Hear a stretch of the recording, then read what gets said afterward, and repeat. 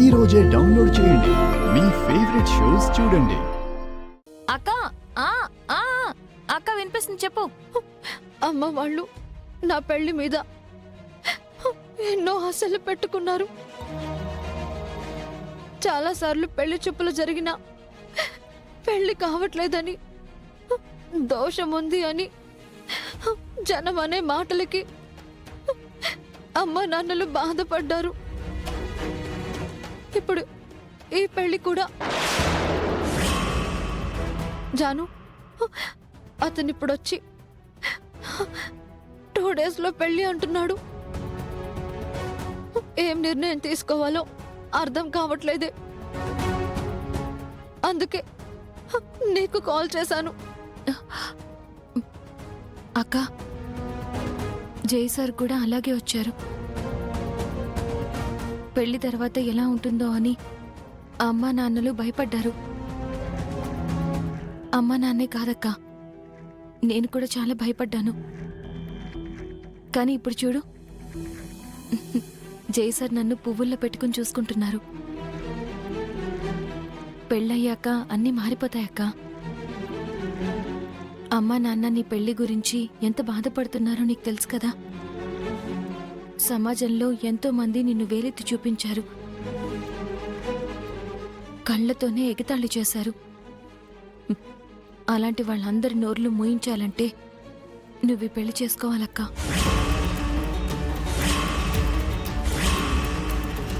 కానీ అతని గురించే నా భయమే.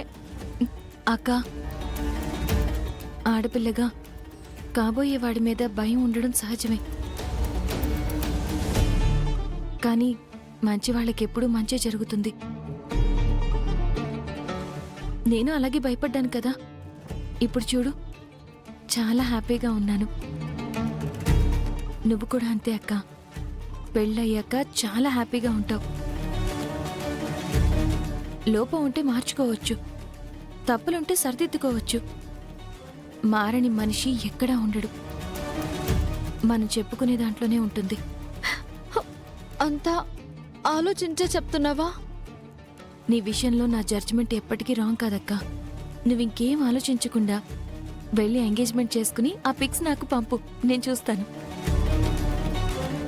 సరే, ఉంటానక్కా. సరే జాను, ఉంటాను.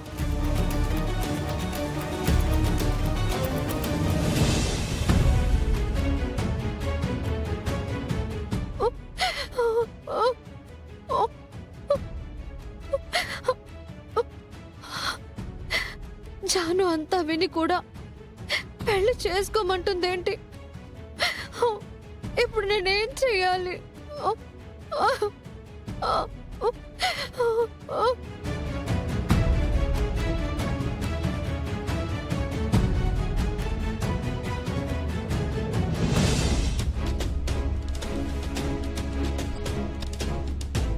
ఏంటన్నా? ఆ అబ్బాయి ఈ పెళ్లికి టైం ఇవ్వడం లేదేంట్రా? నాన్న, ఆ అబ్బాయి మనలాగా చిన్న చిన్న ఉద్యోగాలు చేసుకుని బతకట్లేదు. అమెరికాలో సాఫ్ట్వేర్ ఉద్యోగం చేస్తున్నాడు. ఏం చేస్తాడు? అందుకే మనం అనుకున్నట్టుగా పెళ్లి చేసి పంపించేద్దాం నాన్న. ఎలా చేస్తాన్రా? ఇంత హడావిడిగా పెళ్లి అంటే వాళ్ళ అమ్మ నాన్న కూడా రానంటున్నారు. అసలు వాళ్ళు లేకుండా ఈ పెళ్లి ఏంట్రా విడ్డూరం కాకపోతే? అంటే ఏంటి మీ ఉద్దేశం నాన్న? ఈ పెళ్లి ఆపేద్దామనా? పొరే, అలా ఎవరన్నారా? వాళ్ళంతా ఉంటే బావుంటుందని మా అందరి అభిప్రాయం. ఒకసారి నువ్వే ఆలోచించు. అదరా బదరా పెళ్లి చేయమనటం, వాళ్ళ అమ్మా నాన్న రారు అనటం, ఇదంతా చూస్తుంటే ఈ సంబంధం కరెక్టేనా అనే అనుమానం అందరికీ వస్తుంది కదరా. అందరి గురించి తర్వాత ఆలోచిద్దాం గాని ఆ అనుమానం నీకొచ్చిందా? చెప్పమ్మా, నీకే వచ్చిందా? నాకుందిరా. ఎవరైనా పెళ్లి బయట వాళ్ళు చెడగొడతారు. ఇక్కడ పెళ్లి చేసి పంపించాల్సిన తల్లిదండ్రులే పిల్ల పెళ్లి చెడగొట్టడం మన ఇంట్లోనే చూస్తున్నాను. రే, ఏంట్రా ఆ మాటలు? బుర్ర ఏమైనా పాడైందా నీకు? బుర్ర పాడైంది నాకు కాదమ్మా, మీకు. కొజ్జు దోషం ఉండి పెళ్లి కాకుండా ఇంట్లోనే పడున్న కూతుర్ని ఎవడో మహానుభావుడు నా మాట విని పెళ్లి చేసుకుంటానని ముందుకొచ్చారు. అలాంటిది మీరేమో అమ్మలేదు, నాన్న రాడు అని చెడగొడుతున్నటువంటి మీకు బుర్రలేంది. అలాగని చెప్పి ఎవరు ముక్కు ముఖం తెలియని వాడికి దాన్నిచ్చి దాన్ని గొంతుకొస్తావురా? వాళ్ళ అమ్మ నాన్న రమ్మను, అప్పుడే ఈ పెళ్లి జరిపిస్తాను. వాళ్ళు రారనన్నా, పెళ్లి జరగాల్సిందే. ఉన్న పళంగా తులసి ఈ ఇంట్లోంచి బయటికి వెళ్లాల్సిందే. మీకిష్టం ఉన్నా లేకపోయినా ఈ పెళ్లి జరుగుతుంది. రే, ఏం మాట్లాడుతున్నావురా నువ్వు? నీలా ఎవరైనా తోడబుట్టిందని గొంతుకొస్తారా? నేను గొంతుకోసేవాణ్ణి, మీరు ఉద్ధరించేవాళ్ళు. కూతురికి 29 ఏళ్ళు వచ్చినా కూడా పెళ్లి చేయడం చేత కాదు కానీ సంబంధం తీసుకొస్తే మాత్రం తలుందా తోకుందా అని ఆరాలు తీయడం మాత్రం వచ్చు. మీరేమనుకోకపోతే ఒక మాట అంటానమ్మా, మీలాంటి అసమర్థులు పిల్లల్ని కనకూడదమ్మా అసలు. రే సంతోష్, ఇంకొక మాట మాట్లాడిన మర్యాద కూడా చెప్తున్నా. మేము అసమర్థులం కాదురా, పిల్లలు బాగుండాలని కోరుకునే మధ్య తరగతి బాధ్యత గల తల్లిదండ్రులంరా మేము. అయితే ఏం చేశారు నాన్న? ఓ మంచి ఇల్లు కట్టారా? పిల్లలకి మంచి భవిష్యత్తు ఇవ్వగలిగారా? ఏం సాధించారు నాన్న మీరు?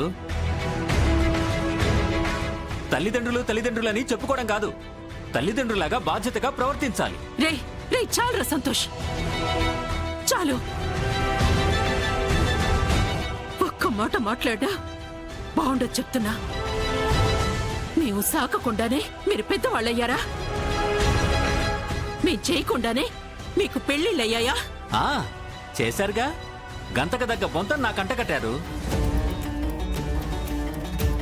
ఇకపోతే ఆ హరీష్ గాడు మీరు తెచ్చిన సంబంధం బాలేక వాడు ప్రేమించిన అమ్మాయిని పెళ్లి చేసేసుకున్నాడు. ఇప్పుడు జాను తన అదృష్టం బావుండి జైలాంటి మంచి బావగారు దొరికారు. పిల్లల్ని కనడం తప్ప వాళ్ళ తలరాతల్ని మీరేం చేయలేరు కదమ్మా. సంతోష్, లక్ష్మి,